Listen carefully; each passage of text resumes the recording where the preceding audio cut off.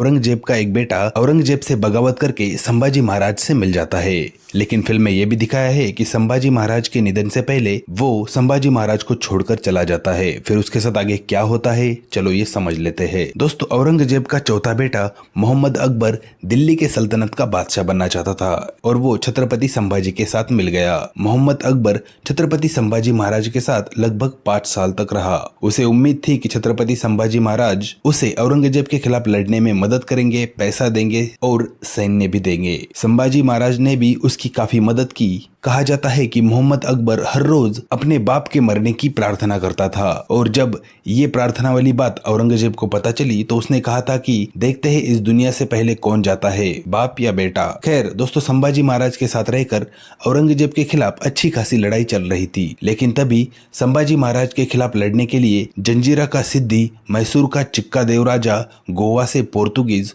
और फिर दिल्ली से खुद औरंगजेब यहाँ पर आ चुके थे।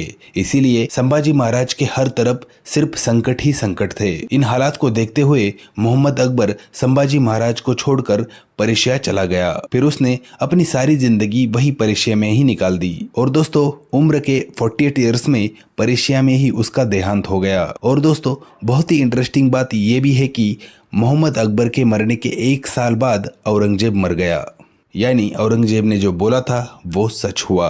दोस्तों, औरंगजेब के मौत के वक्त औरंगजेब ने किसी को भी अगला राजा घोषित नहीं किया था। फिर औरंगजेब के मरने के तुरंत बाद औरंगजेब का तीसरा बेटा आजम शाह ने औरंगजेब की गद्दी संभाली। लेकिन कुछ ही महीनों के बाद जाजाऊ के युद्ध में वो हार गया और वहीं पर मारा गया। फिर दोस्तों, औरंगजेब के मरने के सिर्फ 10 साल के अंदर ही मुगल सल्तनत भारत से खत्म हो गई और मराठा एम्पायर उसके सालों बाद भी बना रहा और बड़ा होता गया।